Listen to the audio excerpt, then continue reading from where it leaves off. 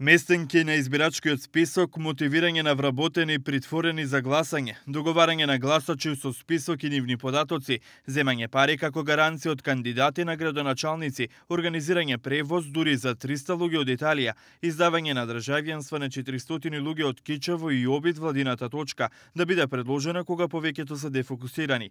Но овој начин се одвивале разговорите на поранешното високо раководство на ВМРО-ДПМН и на екс-владините функционери во периодите за предвремените парламентарни избори во 2011 и локалните избори 2 години подоцна. Во кривичниот суд од бомбите се слушна како поранешната министерка за внатрешни работи Гордана Јанкуловска, свесна за нерегуларностите во избирачките списоци, на Кирил Божиновски му вели дека и покрај забелешките нема да имаат проблеми бидејќи така претходно рекле од ДИК. Јанкуловска зборува дека на една адреса се водели и по 50 луѓе, а претходно биле исполнети условите за да добијат лични карти. Според доказите на СЈО, Јанкуловска на Божиновски му вели дека е скандал заев да биде приведен од полицајци, одејќи од врата на врата за време на кампањата. Ова индијанските работи се прават на денот на молкот.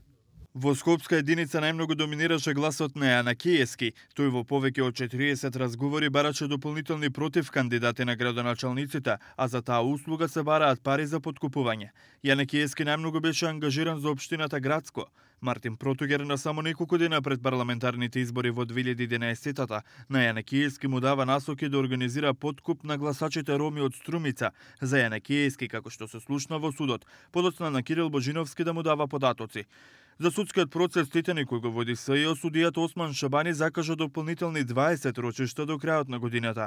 Судењето продолжува на 5 октомври, повторно со презентирање на бомбите.